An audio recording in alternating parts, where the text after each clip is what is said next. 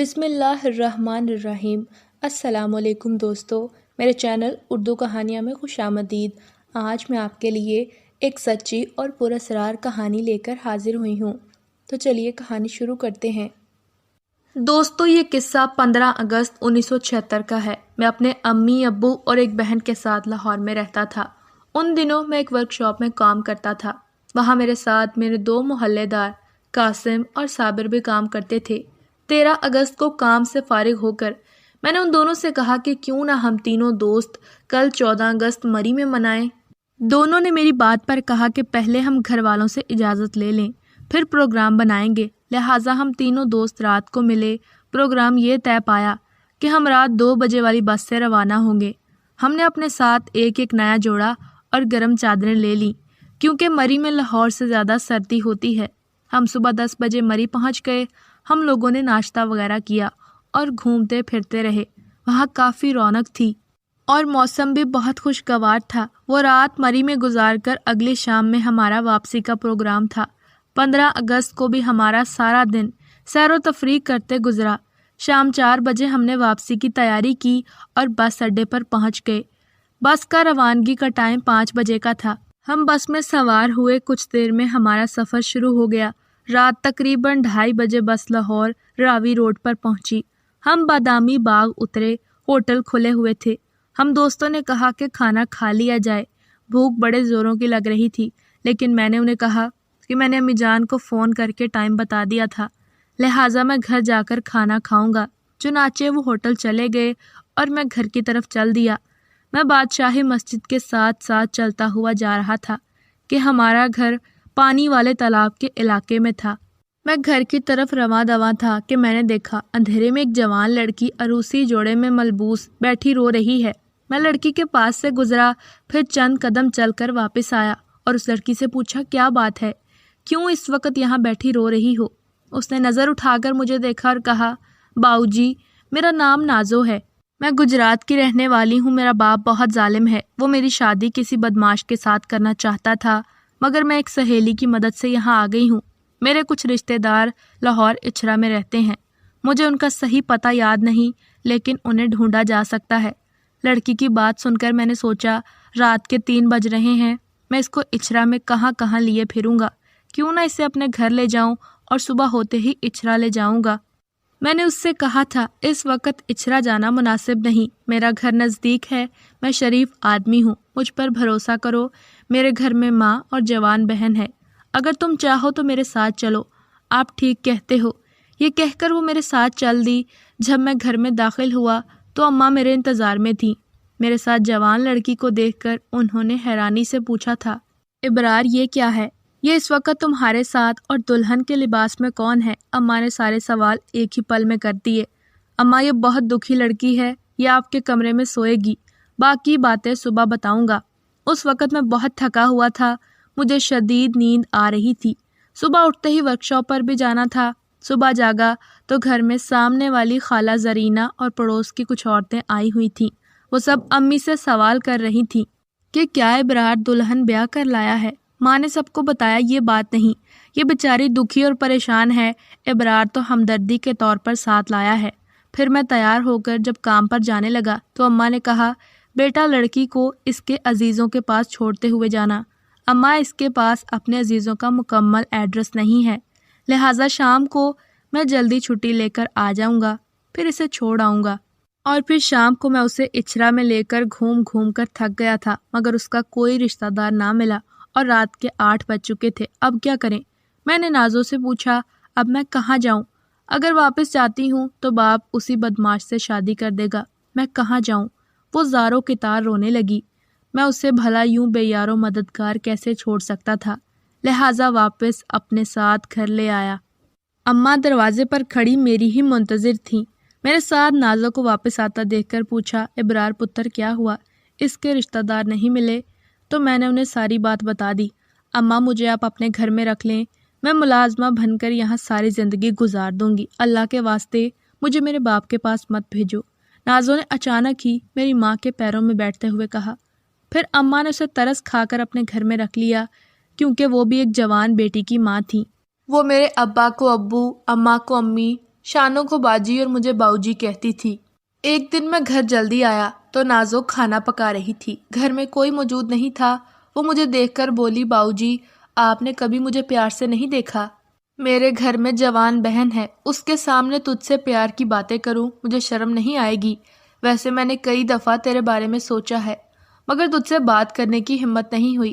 وہ میرے قریب آ گئی تھی اور اپنا سر میرے شانے پر رکھ کر بولی، میں تم کو بہت پیار کرتی ہوں۔ میں نے اس کی اس بات کا کوئی جواب نہ دیا مگر میں اس کے پیار میں پور پور ڈوبا ہوا تھا۔ انہی دنوں میرے والدین کے درمیان میری شادی کی بات ہوئی۔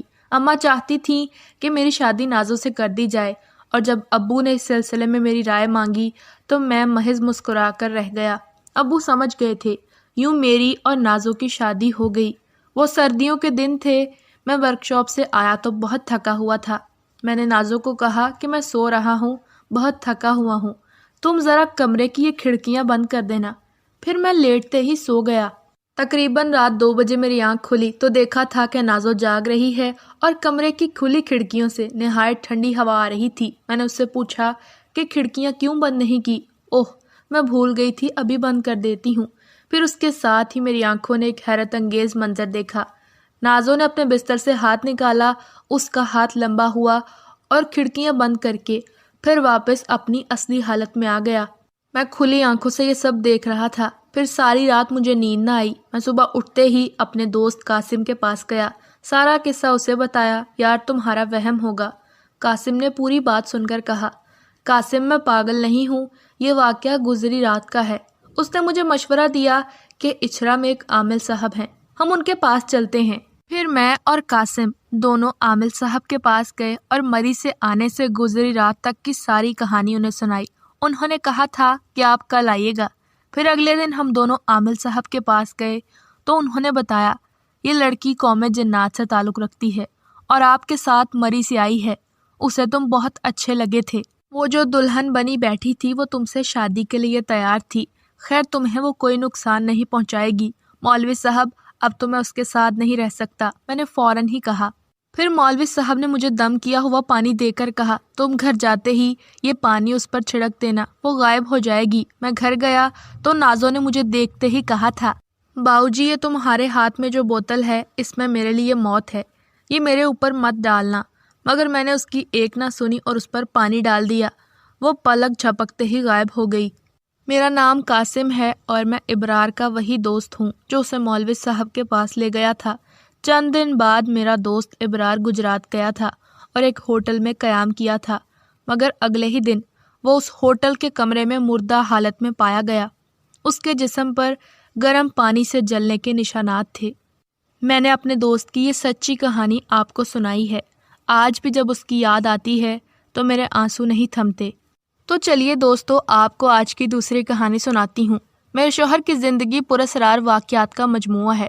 انہیں ایسی ایسی چیزیں نظر آتی ہیں جو کسی کو دکھائی نہیں دیتی۔ میرے شوہر احمد بہت بہادر ہیں۔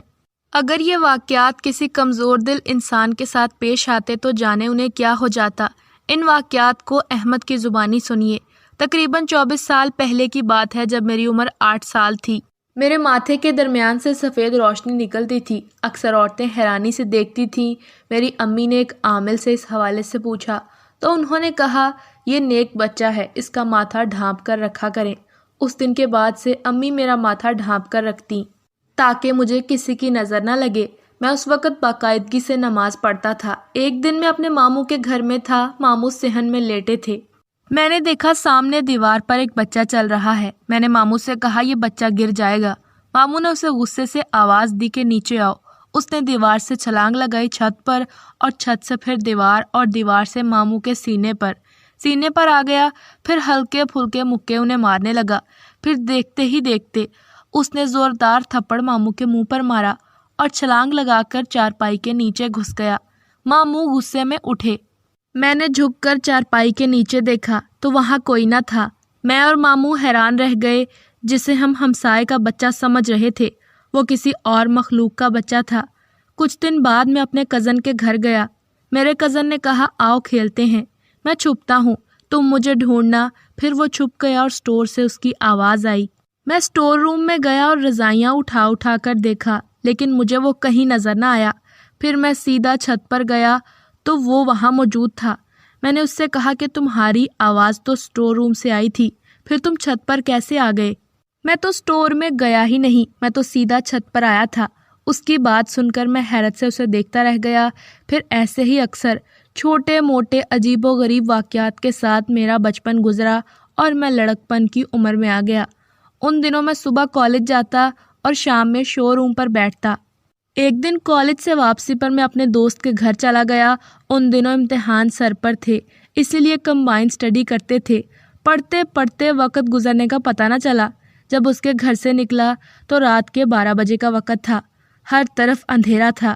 اس زمانے میں جلدی سونے کا رواج تھا اور رات 12 بجے تک سناٹا چھا جاتا تھا۔ چلتے چلتے میں کچھ آگے آیا تو دیکھا کہ مسجد کے آگے ایک عورت کھڑی ہے اور اس کے قریب 2 اٹیچی کیس رکھے تھے۔ اس نے کالا گاؤن پہن رکھا تھا۔ میں نے دل میں اس کی مدد کا ارادہ کیا اور اس کی طرف بڑھنے لگا۔ ابھی میں اس سے کچھ فاصلے پر ہی تھا کہ اس نے گھومنا شروع کر دیا۔ وہ منہ ہی منہ میں مسلسل کچھ پڑھ رہی تھی۔ پھر میرے دیکھتے ہی دیکھتے وہ غائب ہو گئی۔ میں آیت الکرسی کا ورد کرتا تیز تیز چلنے لگا اور میں مسجد سے کچھ ہی آگے آیا تھا کہ پیچھے سے بہت ساری عورتوں کے مل کر ہنسنے کی آوازیں آنے لگیں۔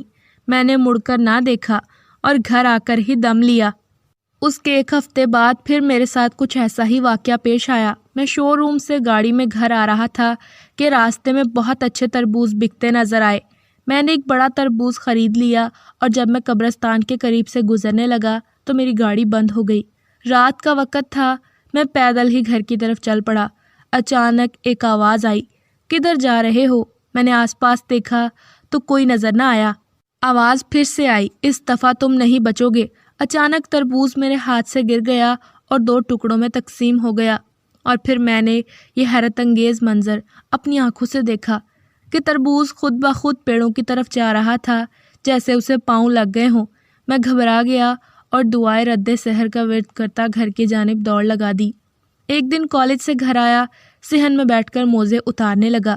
ان دنوں میری بہن کے پیپرز ہو رہے تھے۔ میں نے اسے تیاری کروائی تھی، اسی لیے میں نے صحن میں بیٹھے بیٹھے پوچھا، پیپر کیسا ہوا ہے؟ کمرے سے بہن کی آواز آئی، اچھا ہوا ہے۔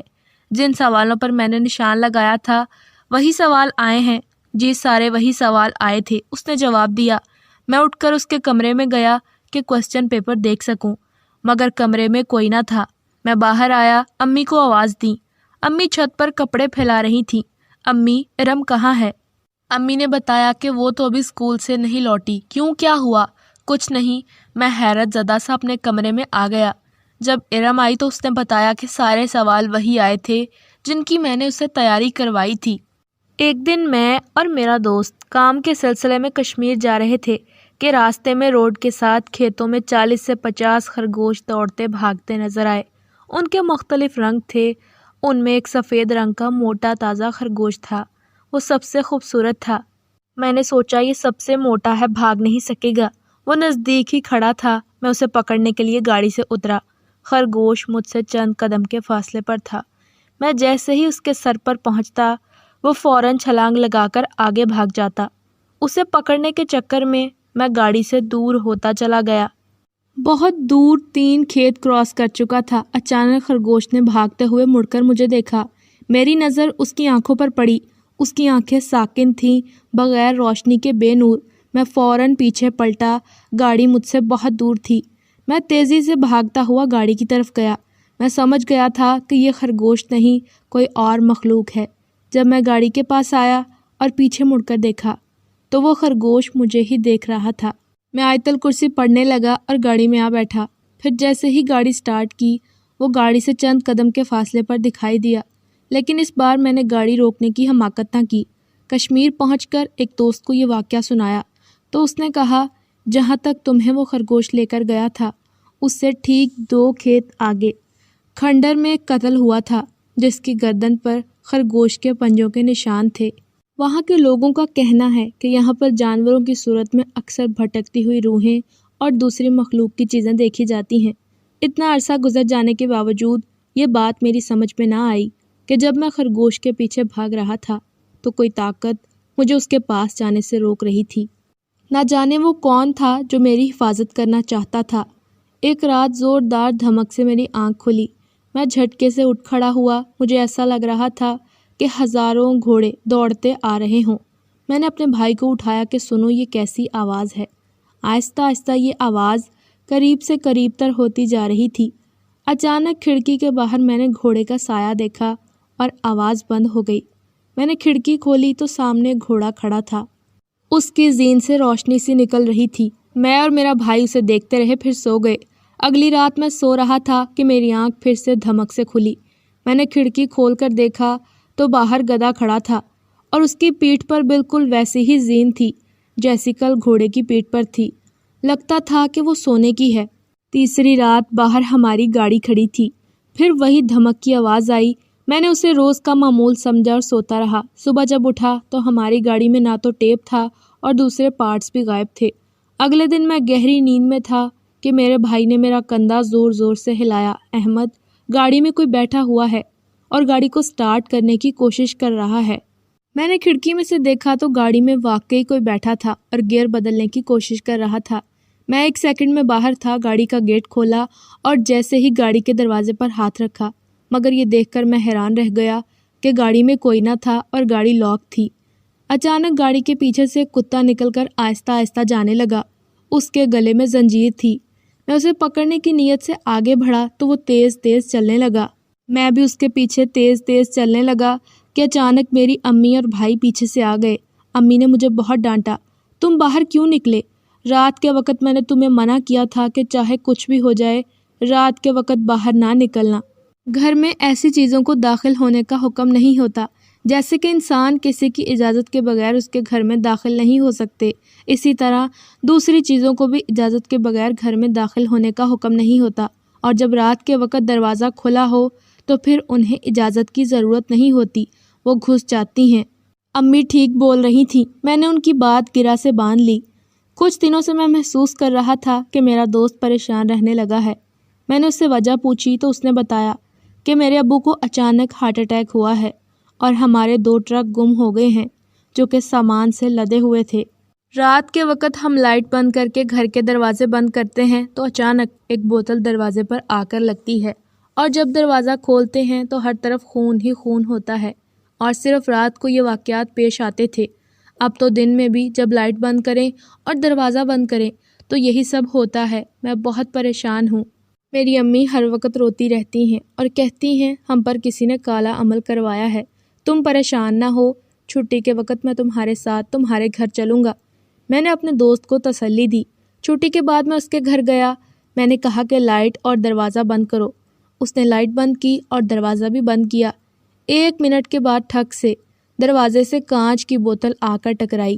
جب دروازہ کھولا تو باہر خون ہی خون تھا۔ مجھ میں یہ پراسرار قدرتی صلاحیت ہے کہ اگر کہیں تعویذ دبا ہو تو مجھے پتہ چل جاتا ہے۔ چنانچہ میں چاروں طرف تعویذ تلاش کرنے لگا، مگر کسی بھی جگہ تعویذ نہیں تھا۔ پھر میں باہر پورچ میں آیا تو مجھے یوں محسوس ہوا کہ یہاں کچھ ہے۔ مجھے کسی غیر معمولی پن کا احساس ہوا تھا۔ میں نے چاروں طرف دیکھا، بے اختیار میری نظر گملوں پر رک گئی۔ میں نے گملوں سے مٹی نکالنی شروع کر دی۔ پہلے اور دوسرے گملے میں سے کچھ نہ نکلا، لیکن تیسرے گملے میں سے تعویذوں کا گچھا نکلا۔ کچھ تعویذوں کے بیچ میں کیلیں ٹھکی ہوئی تھیں۔ یہ تعویذ اکٹھے کسی خاص شکل میں ترتیب دیے تھے۔ میں نے کیلوں کو نکالا اور تعویذوں کو کھول کر نہر میں جا کر ٹھنڈا کر دیا۔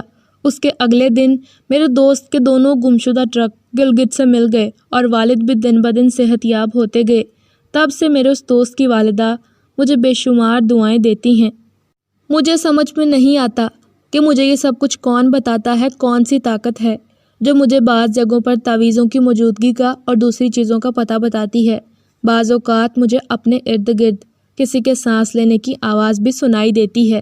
مجھے آج تک یہ بات سمجھ نہیں آئی کہ وہ کون سی قوت ہے جو ہمیشہ مجھے اپنے ہونے کا احساس دلاتی ہے۔ اگر کوئی میرے ساتھ کچھ برا کرنے کی کوشش کرتا ہے تو فوراً مجھے پتہ چل جاتا ہے۔ اکثر اوقات مجھے آئندہ پیش آنے والے واقعات کا بھی پیشگی علم ہو جاتا ہے، اور چند دن بعد ہو بہو ایسا ہی ہوتا ہے۔ تاہم جو ہونا ہوتا ہے میں اسے روک نہیں سکتا۔ تو ویورز، کیسی لگی آپ کو آج کی میری یہ کہانی؟ کمنٹس میں اپنی رائے کا اظہار ضرور کریں۔ مزید خوفناک اور سبق آموز کہانیوں کے لیے میرے چینل کو سبسکرائب کرنا نہ بھولیں۔